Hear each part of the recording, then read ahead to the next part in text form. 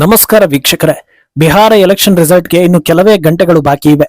ಈಗಾಗಲೇ exit ಪೋಲ್ಗಳೆಲ್ಲ NDA ಪರ ಬಂದಿರೋದ್ರಿಂದ ಬಿಜೆಪಿ ಮಿತ್ರರೆಲ್ಲ ಖುಷಿಯಲ್ಲಿದ್ದಾರೆ. ಈ ಹೊತ್ತಲ್ಲಿ ಇಡೀ ರಾಜಕೀಯ ಲೆಕ್ಕಾಚಾರವನ್ನ ತಲೆ ಕೆಳಗೆ ಮಾಡೋ ಎಕ್ಸಿಟ್ ಪೋಲ್ ಬಂದಿದೆ. ಎರಡನೇ ಹಂತದ ಮತದಾನ ಮುಗಿತಾ ಇದ್ದಂತೆ ಎಲ್ಲಾ ಸಂಸ್ಥೆಗಳು ತಮ್ಮ ತಮ್ಮ ಲೆಕ್ಕಾಚಾರವನ್ನ ಬಿಚ್ಚಿಟ್ರೆ, ಅಂದು ವೆಯ್ಟ್ ಮಾಡಿದ್ದ ಆಕ್ಸಿಸ್ ಮೈ ಇಂಡಿಯಾ ಮರುದಿನ ಕೊಟ್ಟ ಎಕ್ಸಿಟ್ ಪೋಲ್ ನಂಬರ್ ಆರ್ಜೆಡಿ ಉತ್ಸಾಹವನ್ನ ಹೆಚ್ಚಿಸ್ತಾ ಇದೆ. ಆಟ ಇನ್ನು ಮುಗಿದಿಲ್ಲ, ನಮಗೂ ಅವಕಾಶ ಇದೆ ಅನ್ನೋದನ್ನ ಹೇಳ್ತಾ ಇದೆ.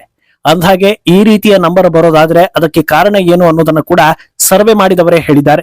ಇದರ ಬೆನ್ನಲ್ಲೇ ಖುಷಿಯಲ್ಲಿ ತೇಲಾಡ್ತಾ ಇರೋ ತೇಜಸ್ವಿ ಯಾದವ್ ಸ್ಫೋಟಕ ಹೇಳಿಕೆ ನೀಡಿದ್ದಾರೆ. ಇದೆಲ್ಲವನ್ನ ಒನ್ ಬೈ ಒನ್ ವಿವರಿಸ್ತಾ ಹೋಗ್ತೀವಿ.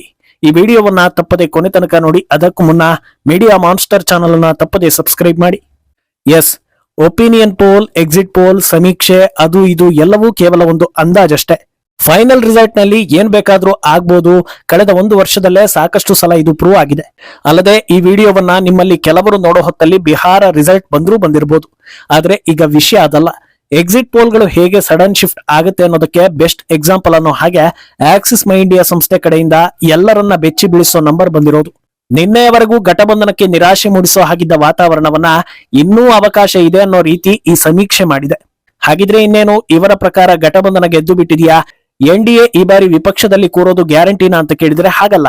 ಗೆಲ್ಲೋ ಸಾಧ್ಯತೆ ಇರೋದು ಘಟಬಂಧನಕ್ಕೆ ಅನ್ನೋದನ್ನೇ ಈ ಸಮೀಕ್ಷೆ ಕೂಡ ಹೇಳ್ತಾ ಇದೆ. ಆದ್ರೆ ನೆಕ್ ಟು ನೆಕ್ ಫೈಟ್ ಇರಲಿದ್ದು ಕೂದಲೆಳೆ ಅಂಚಲ್ಲಿ ಎನ್ಡಿಎ ಮುಂದಿದೆ ಅನ್ನೋದು ಈ ಸಮೀಕ್ಷೆಯ ಶಾಕಿಂಗ್ ಲೆಕ್ಕಾಚಾರ. ಮೊದಲಿಗೆ ಆಕ್ಸಿಸ್ ಮೈ ಇಂಡಿಯಾ ಲೆಕ್ಕ ಹೇಗಿದೆ ಅನ್ನೋದನ್ನ ಹೇಳಿಬಿಡ್ತೀವಿ. ಇವರ ಪ್ರಕಾರ ಎನ್ಡಿಎ 121ರಿಂದ 141, ಮಹಾಗಠಬಂಧನ 98ರಿಂದ 118, ಜನಸುರಾಜ್ ಪಾರ್ಟಿ 1 ಹಾಗೂ ಇತರೆ 2. ಗೆಲುವಿನ ಗಡಿಯಲ್ಲಿ ಎನ್ಡಿಎ ಇರೋದು ಪಕ್ಕ ಅನ್ನೋದನ್ನ ಇವರೂ ಹೇಳ್ತಾ ಇದ್ದಾರೆ. ಆದ್ರೆ ಗಡಿಯಲ್ಲಿ ಮಾತ್ರ ಇದ್ದಾರೆ, ಮುಂದಕ್ಕೆ ಹೋದ್ರೂ ಹೋಗ್ಬೋದು, ಹೋಗದೇನು ಇರ್ಬೋದು ಅನ್ನೋದನ್ನ ಹೇಳ್ತಾ ಇದ್ದಾರೆ. ಮಹಾಗಠಬಂಧನ ಹಿಂದೆ ಬಿದ್ದಿದೆ ಅನ್ನೋದನ್ನು ಹೇಳ್ತಾ ಇದ್ದಾರೆ. ಆದ್ರೆ ತೀರಾ ಹಿಂದೆ ಬಿದ್ದಿಲ್ಲ, ಟ್ರೈ ಮಾಡಿದ್ರೆ ಸರ್ಕಾರವನ್ನೇ ರಚಿಸಬಹುದು ಅನ್ನೋದನ್ನು ಹೇಳಿದ್ದಾರೆ. ಇವರು ಕೊಟ್ಟಿರೋ ಲೆಕ್ಕದಂತೆ ಮಹಾಗಠಬಂಧನ 118ಕ್ಕೆ ತಲುಪಿದ್ದೆ. ಆದ್ರೆ ಇತರೆ ಹಾಗೂ ಜನಸುರಾಜ್ ಪಾರ್ಟಿಗೆ ಇನ್ನಿಲ್ಲದ ಡಿಮ್ಯಾಂಡ್ ಬರುತ್ತೆ. ಹೆಂಗಾದ್ರೂ ಮಾಡಿ ಸರ್ಕಾರ ರಚನೆ ಮಾಡೋದಕ್ಕೆ ಟ್ರೈ ಮಾಡ್ತಾರೆ ಅನ್ನೋದ್ರಲ್ಲಿ ಯಾವ ಅನುಮಾನ ಇಲ್ಲ ಅನ್ನೋದು ಇಲ್ಲಿ ಕ್ಲಿಯರ್ ಆಗ್ತಾ ಇದೆ. ಸರಿ, ಊರೆಲ್ಲ ಒಂದು ಹೇಳಿದ್ರೆ ಇವರು ಇನ್ನೊಂದು ರೀತಿ ಹೇಳ್ತಾ ಇದ್ದಾರಲ್ವಾ?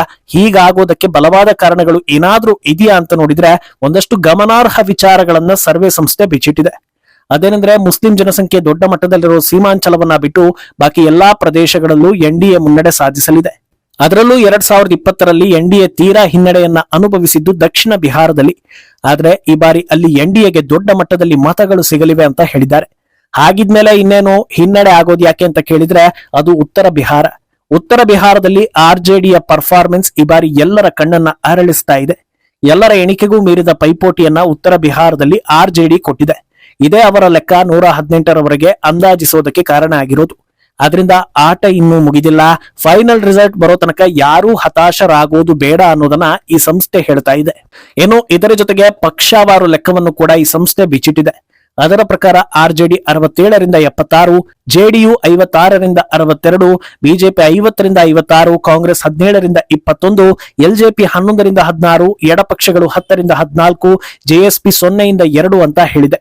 ಈ ಲೆಕ್ಕ ನೋಡಿದ್ರೆ ಈ ಬಾರಿಯ ರಿಸಲ್ಟ್ ನಲ್ಲಿ ದೊಡ್ಡ ಶಾಕ್ ಆದಿರೋದು ಬಿಜೆಪಿಗೆ ಅನ್ನೋದು ಪಕ್ಕ ಆಗ್ತಾ ಇದೆ. ಯಾಕಂದ್ರೆ ಬಿಹಾರದಲ್ಲಿ ದೊಡ್ಡ ಪಾರ್ಟಿ ಅಂದ್ರೆ ಅದು ಬಿಜೆಪಿ ಅನ್ನೋದು ಹಲವು ಸಲ ಸಾಬೀತಾಗಿತ್ತು. ಆದ್ರೆ ಇವರ ಲೆಕ್ಕದ ಪ್ರಕಾರ ಈ ಬಾರಿ ಬಿಜೆಪಿಗೆ ದಕ್ಕೋದು 3ನೇ ಸ್ಥಾನ. ದೊಡ್ಡ ಪಕ್ಷವಾಗಿ ಆರ್ಜೆಡಿ ಹೊರಹೊಮ್ಮಿದ್ರೆ 2ನೇ ಸ್ಥಾನ ಜೆಡಿಯುಗೆ ಹಾಗೂ 3ನೇ ಸ್ಥಾನ ಬಿಜೆಪಿಗೆ. ಕಾಂಗ್ರೆಸ್ ನಿರೀಕ್ಷೆಯಷ್ಟೇ ಕ್ಷೇತ್ರಗಳನ್ನ ಗೆಲ್ತಾ ಇದ್ರೆ ಎಲ್ಲರ ಕಣ್ಣರಳಿಸ್ತಾ ಇರೋದು ಎಲ್ಜೆಪಿ. ಈ ಎಕ್ಸಿಟ್ ಪೋಲ್ ನಿಜವಾಯ್ತು ಅಂದ್ರೆ ಈ ಬಾರಿ ಎನ್ಡಿಎಗೆ ಲೈಫ್ ಕೊಡ್ತಾ ಇರೋದೇ ಚಿರಾಗ್ ಪಾಸ್ವಾನ್ ಪಕ್ಷ ಅಂತ ಅನ್ನಿಸ್ಕೊಳ್ಳುತ್ತೆ. ಹಠಕ್ಕೆ ಬಿದ್ದು 29 ಸೀಟ್ ಪಡೆದ ಚಿರಾಗ್ ಪಾಸ್ವಾನ್ 16 ಸೀಟ್ ಗೆಲ್ಲೋದೇ ಆದ್ರೆ ಮುಂದಿನ ದಿನಗಳಲ್ಲಿ ಎಲ್ಜೆಪಿಯನ್ನ ಮೇನ್ ಸ್ಟ್ರೀಮ್ಗೆ ತರ್ತಾರೆ ಅನ್ನೋದು ಆಲ್ಮೋಸ್ಟ್ ಕನ್ಫರ್ಮ್ ಆದ ಲೆಕ್ಕವೇ. ಇನ್ನು ಎಕ್ಸಿಟ್ ಪೋಲ್ಗಳ ಲೆಕ್ಕದಲ್ಲಿ ಬದಲಾವಣೆ ಆಗಿದ್ರೂ ಒಂದು ವಿಚಾರ ಕಳೆದ ಹಲವು ವರ್ಷಗಳಿಂದ ಎನ್ಡಿಎ ಕೈ ಹಿಡಿತಾ ಇದೆ. ಅದೇನಂದ್ರೆ, ಎನ್ಡಿಎ ಮಿತ್ರ ಪಕ್ಷಗಳ ಪೈಕಿ ಯಾರಾದ್ರೂ ಒಬ್ರು ಸ್ವಲ್ಪ ಡೌನ್ ಆದ್ರೂ ಇನ್ನೊಬ್ರು ಅವರ ಕೈ ಹಿಡಿದು ಮೇಲೆತ್ತಿ ಅಧಿಕಾರಕ್ಕೆ ತರ್ತಾ ಇದ್ದಾರೆ ಅನ್ನೋದು. 2015ರಲ್ಲಿ ಬಿಜೆಪಿಗೆ 53 ಬಂದ್ರೆ ಜೆಡಿಯು 71 ಬಂದಿದ್ರಿಂದ ಗೆಲುವು ಸುಲಭ ಆಗಿತ್ತು. 2020ರಲ್ಲಿ ಜೆಡಿಯುಗೆ 43 ಬಂದ್ರೆ ಬಿಜೆಪಿಗೆ 74 ಬಂದಿದ್ರಿಂದ ಮತ್ತೆ ಅಧಿಕಾರ ಉಳಿಸಿಕೊಳ್ಳೋದು ಸುಲಭ ಆಯ್ತು. ಈ ಬಾರಿ ಎಲ್ಲಾ ಎಕ್ಸಿಟ್ ಪೋಲ್ಗಳ ಪೈಕಿ ಕೊನೆಯದಾಗಿ ಬಂದ ಆಕ್ಸಿಸ್ ಮೈ ಇಂಡಿಯಾವೇ ನಿಜವಾಯ್ತು ಅಂದುಕೊಂಡ್ರು. ಇಲ್ಲೂ ಕೂಡ ಕಳೆದ ಬಾರಿ 43 ಇದ್ದ ಜೆಡಿಯು ಈ ಬಾರಿ 58ಕ್ಕೆ ಏರಿಕೆ ಆಗೋದು ಪ್ಲಸ್ ಪಾಯಿಂಟ್ ಆಗ್ತಾ ಇದೆ. ಅಂದಹಾಗೆ ಉತ್ತರ ಬಿಹಾರ ಆರ್ಜೆಡಿ ಕೈ ಹಿಡಿಯಬಹುದು ಅನ್ನೋದನ್ನ ಹೇಳಲಾಗಿದೆ. ಇದರ ಜೊತೆಗೆ ಬಿಜೆಪಿಗೆ ನೆಗೆಟಿವ್ ಹಾಗೂ ಆರ್ಜೆಡಿಗೆ ಪಾಸಿಟಿವ್ ಆಗೋ ಇನ್ನೊಂದು ವಿಚಾರ ಕೂಡ ಬೆಳಕಿಗೆ ಬಂದಿದೆ. ಅದೇನಂದ್ರೆ ಬಿಜೆಪಿ ಹಿನ್ನಡೆಗೆ ದೊಡ್ಡ ಕಾರಣ ಆಗ್ತಾ ಇರೋದು ಕ್ಯಾಂಡಿಡೇಟ್ಗಳು ಅನ್ನೋದು. ಬಿಜೆಪಿ ಕಣಕ್ಕಿಳಿಸಿರುವ ಅಭ್ಯರ್ಥಿಗಳ ಪೈಕಿ 81 ಅಭ್ಯರ್ಥಿಗಳು ಕಳೆದ ಬಾರಿ ಸ್ಪರ್ಧಿಸಿದ್ದವರೇ. ಆದ್ರೆ ಆರ್ಜೆಡಿ ದೊಡ್ಡ ಮಟ್ಟದಲ್ಲಿ ಇಂಟರ್ನಲ್ ಆಪರೇಷನ್ ಮಾಡಿದೆ. ಆಡಳಿತ ವಿರೋಧಿ ಅಲೆಯನ್ನ ಶಮನ ಮಾಡೋದಕ್ಕೆ ದೊಡ್ಡ ಮಟ್ಟದಲ್ಲಿ ಹಾಲಿ ಶಾಸಕರು ಹಾಗೂ ಕಳೆದ ಬಾರಿ ನಿಂತವರಿಗೆ ಟಿಕೆಟ್ ನಿರಾಕರಿಸಿ ಬದಲಾವಣೆ ತಂದಿದೆ. ಇದು ಅವರ ಕೈ ಹಿಡಿದಿದೆ ಎನ್ನಲಾಗ್ತಾ ಇದೆ. ಸಾಮಾನ್ಯವಾಗಿ ಬಿಜೆಪಿ ಅಳೆದು ತೂಗಿ ಬಹಳ ಕಡಿಮೆ ನಾಯಕರನ್ನ ಉಳಿಸಿಕೊಂಡು ಹೊಸಬರಿಗೆ ಟಿಕೆಟ್ ನೀಡೋ ಪದ್ಧತಿಯನ್ನ ಇಟ್ಕೊಂಡಿತ್ತು. ಆದ್ರೆ ಈ ಬಾರಿ ಎಡವಿರೋದೇ ಕೈ ಸುಡಬಹುದು ಎನ್ನಲಾಗ್ತಾ ಇದೆ. ಇಷ್ಟಾದ್ರೂ ಗೆಲುವಿನ ಗಡಿಗೆ ಎನ್ಡಿಎ ಬರೋದಕ್ಕೆ ಸಹಾಯ ಮಾಡಿದ್ದು ಒಂದು ಭೋಜ್ಪುರ ಪ್ರಾಂತ್ಯ, ಎರಡನೆಯದ್ದು ಬಿಜೆಪಿ ಕಡೆಯಿಂದ ಸಮರ್ಥ ಚೌಧರಿಯನ್ನ ಡಿಸಿಎಂ ಅಂತ ಘೋಷಣೆ ಮಾಡಿದ್ದು ಹಾಗೂ ಮೂರನೆಯದ್ದು ಚಿರಾಗ್ ಪಾಸ್ವಾನ್ರನ್ನ ಎನ್ಡಿಎ ಬಳಗಕ್ಕೆ ಕರೆತಂದಿದ್ದು ಅಂತ ಈ ಸಂಸ್ಥೆ ಹೇಳ್ತಾ ಇದೆ. ಅಲ್ಲದೆ ಕುಶ್ವಾ ಹಾಗೂ ಮಲ್ಲಾ ಸಮುದಾಯ ಎನ್ಡಿಎ ಬೆನ್ನಿಗೆ ಗಟ್ಟಿಯಾಗಿ ನಿಂತಿರೋ ಬಗ್ಗೆಯೂ ಕೂಡ ಇವರು ಸುಳಿವು ಕೊಟ್ಟಿದ್ದಾರೆ. ಆದ್ರೆ ಇದೆಲ್ಲದಕ್ಕಿಂತ ಹೆಚ್ಚಾಗಿ ಎನ್ಡಿಎಗೆ ದೊಡ್ಡ ಹಿನ್ನಡೆ ಆದ್ರೆ ಅದಕ್ಕೆ ಕಾರಣ ಪ್ರಶಾಂತ್ ಕಿಶೋರ್ ಅನ್ನೋದನ್ನು ಕೂಡ ಈ ಸರ್ವೆ ಹೇಳ್ತಾ ಇದೆ. ಒಂದು ವೇಳೆ ಪ್ರಶಾಂತ್ ಕಿಶೋರ್ ಪಕ್ಷ ರೇಸ್ ನಲ್ಲಿ ಇಲ್ಲದೆ ಹೋಗಿದ್ದಿದ್ರೆ ಎನ್ಡಿಎ 160 ಆರಾಮಾಗಿ ಕ್ರಾಸ್ ಮಾಡ್ತಾ ಇತ್ತು ಅನ್ನೋದನ್ನ ಆಕ್ಸಿಸ್ ಮೈ ಇಂಡಿಯಾ ಹೇಳಿಕೊಂಡಿದೆ. 75% ಎನ್ಡಿಎ ವೋಟ್ಗಳನ್ನ ಪಡೆಯುವಲ್ಲಿ ಜನಸುರಾಜ್ ಪಾರ್ಟಿ ಯಶಸ್ವಿ ಆಗಬಹುದು. ಆದರೆ ಘಟಬಂಧನಕ್ಕೆ ಪ್ರಶಾಂತ್ರಿಂದ ಆಗಿರೋ ಡ್ಯಾಮೇಜ್ ಕೇವಲ 12% ಮಾತ್ರ. ಇತರೆ ಪಕ್ಷಗಳಿಗೆ 13% ಡ್ಯಾಮೇಜ್ ಅನ್ನ ಜನಸುರಾಜ್ ಪಾರ್ಟಿ ತಂದಿದೆ ಅಂತ ಹೇಳಲಾಗ್ತಾ ಇದೆ. ಈ ಲೆಕ್ಕದ ಪ್ರಕಾರ ಸುಶಿಕ್ಷಿತರು ಹಾಗೂ ಉದ್ಯೋಗದಲ್ಲಿ ಇರುವವರೆಲ್ಲ ಎನ್ಡಿಎ ಬೆನ್ನಿಗೆ ಅನ್ನೋದಕ್ಕೆ ಪ್ರಶಾಂತ್ ಕಿಶೋರ್ ಕೊಕ್ಕೆ ಹಾಕಿದ್ದಾರೆ. ಯಾವೆಲ್ಲ ವಿದ್ಯಾವಂತರಿಗೆ ಎನ್ಡಿಎ ಮೇಲೆ ಬೇರೆ ಬೇರೆ ಕಾರಣಗಳಿಂದ ಅಸಮಾಧಾನ ಇತ್ತೋ ಅವರೆಲ್ಲ ಈ ಬಾರಿ ಪಿಕೆ ಕಡೆಗೆ ಹೋಗಿದ್ದಾರೆ ಅನ್ನೋದನ್ನ ಹೇಳ್ತಾ ಇದ್ದಾರೆ. ಇಷ್ಟಾದ್ರೂ ಪ್ರಶಾಂತ್ ಕಿಶೋರ್ ಪಕ್ಷಕ್ಕೆ ಪ್ರೆಡಿಕ್ಟ್ ಮಾಡಿರೋದು 2 ಸೀಟ್. ಆದ್ರೆ ವೋಟ್ ಪರ್ಸೆಂಟೇಜ್ ನಲ್ಲಿ ಜನಸುರಾಜ್ ಪಾರ್ಟಿ ಎಲ್ಲರ ಕಣ್ಣನ್ನ ಅರಳಿಸಬಹುದು ಅನ್ನೋದನ್ನ ಈ ಸರ್ವೆ ಹೇಳ್ತಾ ಇದೆ. ಇನ್ನು ಮುಳುಗೇ ಹೋದ್ವಿ ಅಂತ ಅಂದುಕೊಂಡಿದ್ದ ಹೊತ್ತಲ್ಲಿ ಇಂಥದ್ದೊಂದು ಎಕ್ಸಿಟ್ ಪೋಲ್ ಬಂತು ಅಂದ್ರೆ ಯಾರಿಗೆ ತಾನೇ ಖುಷಿ ಆಗೋದಿಲ್ಲ ಹೇಳಿ. ಈಗ ಆರ್ಜೆಡಿಗೂ ಹಾಗೆ ಖುಷಿಯಾಗಿದೆ. ಇದರ ಬೆನ್ನಲ್ಲೇ 18ನೇ ತಾರೀಕು ನಾನು ಸಿಎಂ ಆಗಿ ಪ್ರಮಾಣ ವಚನವನ್ನ ಸ್ವೀಕರಿಸುವುದು ಗ್ಯಾರಂಟಿ ಅಂತ ತೇಜಸ್ವಿ ಯಾದವ್ ಅಬ್ಬರದ ಹೇಳಿಕೆಯನ್ನ ಕೊಟ್ಟಿದ್ದಾರೆ. ಒಂದು ವೇಳೆ ಅವರು ಹೇಳಿದಂತೆಯೇ ಆದ್ರೆ ಅತ್ಯಂತ ಕಿರಿ ವಯಸ್ಸಿನ ಸಿಎಂ ಅಂತ ಅನ್ನಿಸ್ಕೊಳ್ತಾರೆ.